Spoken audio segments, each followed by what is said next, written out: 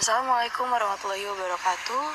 Kami dari kelompok 2 mata kuliah psikologi konseling ingin mempresentasikan tentang karakteristik konseling, kualitas konselor, setting pelayanan konseling, bentuk dan ragam masalah konseling. Saya tidak sendiri, saya Zahra Selmi Fadila bersama dengan teman saya Isna, Maritza, dan juga Salman. Topik yang akan dibahas adalah karakteristik konseling, kualitas konselor, setting pelayanan konseling, dan bentuk ragam masalah konseling. Dan tidak. Yang pertama tentang karakteristik konseling. Yang pertama adalah konseling sebagai bantuan. Tidak ada seorang manusia pun yang tidak membutuhkan bantuan dari seorang lain. Menurut Lewis, alasan-alasan pokok seseorang perlu membutuhkan konseling yaitu yang pertama adalah seseorang mengalami semacam ketidakpuasan pribadi dan tidak mampu mengatasi atau mengurangi ketidakpuasan tersebut. Yang kedua, seseorang memasuki dunia konseling dengan kecemasan, cemas memandang proses konseling itu sebenarnya seperti apa, bagaimana, dan macam-macam dugaan. Yang ketiga adalah seseorang yang membutuhkan konseling itu sebenarnya tidak mempunyai gambaran yang jelas tentang sesuatu yang mungkin terjadi. Konseling sebagai sebuah proses pemberian bantuan kepada individu dilaksanakan melalui berbagai macam layanan. Tujuannya adalah tetap memberikan konseling dengan cara-cara yang lebih menarik, interaktif, dan tidak terbatas oleh tempat. Tetapi, tetap memperhatikan asas-asas dan kode etik dalam bimbingan dan konseling. Konseling mengandung makna proses antar pribadi yang berlangsung melalui saluran komunikasi verbal dan non-verbal. Konseling berbeda dengan bimbingan, namun memiliki tingkat kesesuaian yang tercakup dalam bimbingan konseling. Bimbingan adalah relasi yang bertujuan menolong individu dari ketidakpahaman dan ketidaktahuannya dalam menghadapi sebuah permasalahan. Sedangkan konseling bertujuan menyelesaikan permasalahan setuntas-tuntasnya, agar individu mendapatkan informasi dan orientasi dari langkah yang akan dilakukan dalam menghadapi permasalahannya, baik itu masalah pribadi, sosial, pekerjaan, pendidikan, karir, dan masih banyak lagi lainnya. Kesamaannya terletak pada tujuan untuk semakin mengembangkan individu tersebut dalam setiap aspek-aspek kehidupannya. Pelayanan BK di sekolah lebih menekankan pada cinta kasih. Dengan cinta kasih, seorang konselor lebih empati kepada kliennya. Relasi menjadi lebih baik, hangat, penuh penerimaan antar konselor dengan klien. Sehingga peserta didik mudah dengan memahami dirinya sendiri dan lingkungan sekolahnya. Memang nilai BK tidak dicantumkan ke dalam rapot, tetapi hasil dari proses pelayanan di BK di sekolah dapat dilihat pada perubahan diri seseorang, baik sikap, perilaku, pikiran, dan perasaannya yang lebih baik. Kualitas konselor. Kualitas konselor adalah semua kriteria keunggulan termasuk pribadi, pengetahuan, wawasan, keterampilan, dan nilai-nilai yang dimiliki konselor yang akan menentukan keberhasilan atau efektivitas proses bimbingan dan konseling.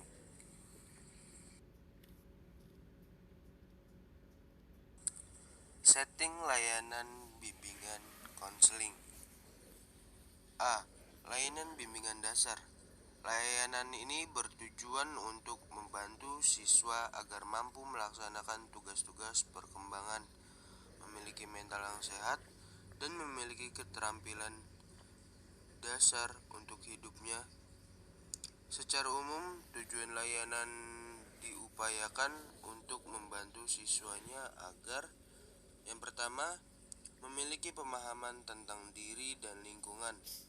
Lingkungannya diantaranya lingkungan pendidikan, lingkungan pekerjaan, lingkungan sosial budaya, dan lingkungan agama. Yang kedua, mampu mengembangkan penyesuaian diri dengan lingkungannya. Yang ketiga, mampu menyelesaikan masalahnya. Yang keempat, mengenal gambaran dan mengembangkan sikap tentang kehidupan, mandiri secara emosional, sosial, ekonomi. Yang kelima, mengenal sistem etika dan nilai-nilai bagi pedoman hidup sebagai pribadi, anggota masyarakat, dan minat manusia. Pelayanan dasar dapat dilakukan dalam berbagai bentuk, antara lain yang pertama, bimbingan kelas, yang kedua, pelayanan orientasi, yang ketiga, pelayanan informasi, yang keempat, bimbingan kelompok, yang kelima, pelayanan pengumpulan data atau aplikasi instrumentasi. B. Pelayanan responsif. Layanan responsif adalah pemberian bantuan kepada siswa yang memiliki kebutuhan dan masalah yang memerlukan pertolongan dengan segera. Layanan ini bersifat preventif. Masalah siswa pada umumnya tidak mudah diketahui secara langsung, tetapi dapat dipahami melalui gejala-gejala perilaku yang ditampilkan. Masalah yang mungkin dialami siswa diantaranya yaitu A. Merasa cemas tentang masa depan, B. Merasa rendah hati, C. Berperilaku impulsif, D. Membolos dari sekolah, E. Malas belajar, F. Kurang bisa dalam penyesuaian, G. Prestasi rendah, H. Malas beribadah, I. Masalah pergaulan bebas, J. Kesalahan tawuran, K. Masalah dalam keluarga. Pelayanan responsif dapat dilakukan dalam bentuk kegiatan sebagai berikut.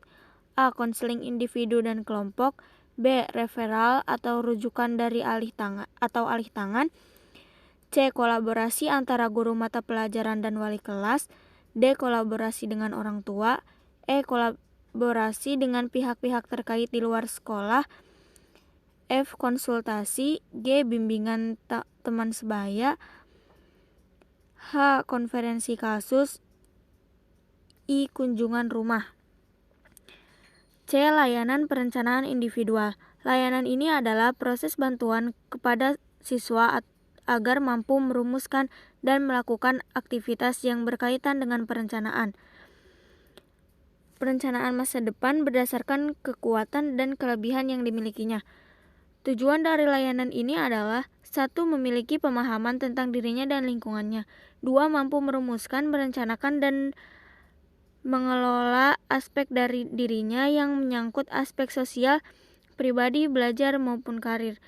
3. Mampu melakukan kegiatan berdasarkan yang telah dirumuskan. D. Dasar dukungan sistem.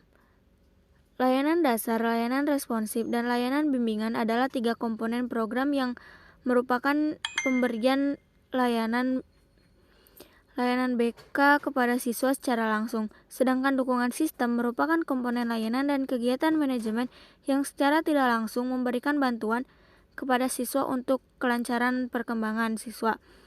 Layanan dukungan sistem adalah kegiatan-kegiatan manajemen yang bertujuan untuk memantapkan, memelihara, dan meningkatkan program bimbingan secara menyeluruh, sesuai pengembangan profesional, hubungan masyarakat dengan staf, konsultasi dengan guru, staf ahli, masyarakat yang lebih luas, manajemen program, penelitian, dan pengembangan.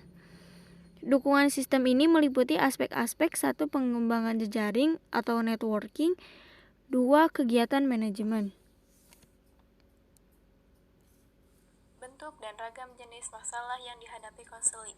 Di antaranya yang pertama, konseling pribadi sosial. Konseling pribadi sosial dapat diartikan sebagai seperangkat usaha bantuan kepada peserta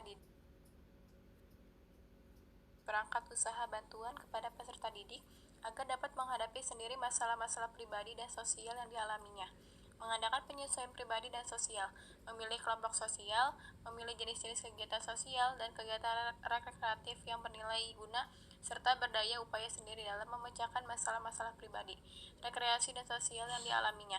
Konseling pribadi sosial diberikan kepada individu agar mampu menghadapi dan memecahkan permasalahan pribadi sosialnya secara mandiri. Contoh dari konseling pribadi sosial, yaitu konseling keluarga. Konseling keluarga dibagi menjadi 2, yaitu konseling anak dan konseling orang tua. Yang pertama, konseling anak. Pada konseling anak, konselor akan menghadapi masalah dasar yang khas dimiliki oleh mereka, seperti mencapai komunikasi yang tepat, menangani perasaan ketergantungan, bekerja dengan orang tua dan anggota keluarga lainnya, membantu konseli untuk menyadari kebutuhan akan bantuan, dan menciptakan suasana yang menyenangkan. Yang kedua, konseling orang tua. Masalah utama yang ada pada orang tua dan dapat berpengaruh pada anak-anak yang harus diperhatikan yaitu Orang tua menghadapi kecemasan dan masalah-masalah pribadi lainnya yang secara tegas dan langsung tidak berhubungan dengan anak, serta orang tua itu kurang memahami mengenai aspek-aspek perkembangan anak. Yang kedua, konseling akademik. Konseling akademik merupakan konseling yang diharapkan untuk membantu para individu dalam menghadapi dan memecahkan masalah-masalah akademik atau pendidikan. Yang tergolong masalah-masalah pendidikan yaitu pengenalan kurikulum, pemilihan jurusan atau konsentrasi, cara belajar, penyelesaian tugas dan latihan, pencarian dan penggunaan sumber belajar, perencanaan pendidikan lanjutan, dan lain-lain. Konselor membantu individu mengatasi kesulitan belajar, mengembangkan cara belajar yang efektif, membantu individu agar sukses belajar, dan agar mampu menyesuaikan diri terhadap semua tuntutan program atau pendidikan. Kesulitan belajar siswa ditunjukkan oleh adanya hambatan-hambatan tertentu untuk mencapai hasil belajar dan dapat bersifat psikologis, sosiologis, maupun fisiologis, sehingga pada akhirnya dapat menyebabkan prestasi belajar yang dicapainya berada di bawah semestinya. Kesulitan belajar siswa mencakup pengertian yang luas, di antaranya learning disorder, learning dysfunction, underachiever, slow learner, dan learning disabilities. Yang ketiga ada konseling karir. Pemahaman terhadap dunia kerja menjadi hal penting bagi individu sebagai bekal dan persiapan memasuki dunia kerja. Hal-hal yang menjadi permasalahan umum bagi individu adalah kurangnya pemahaman untuk mengenal diri, yaitu mengetahui potensi dan mewaspadai kelemahannya. Kurangnya kesiapan mental untuk bersaing di dunia kerja. Kurang tahunya tentang lingkup pekerjaan pada bidang pekerjaan yang ada di pasar tenaga kerja, serta pemahaman mengenai bagaimana strategi meniti karir mulai dari awal karir sampai dengan bagaimana upaya untuk meraih puncak karir yang dicita-citakan. Para konselor bisa memfasilitasi proses pemilihan profesi atau pekerjaan dengan berperan sebagai pemandu atau guru bagi siapa saja yang ingin memulai suatu karir, pindah karir, atau mendalami karir baru. Demikianlah presentasi dari kelompok 2 mata kuliah psikologi konseling. Bila ada salah kata mohon dimaafkan. Wabillahi taufiq wal hidayah. Wassalamualaikum warahmatullahi wabarakatuh.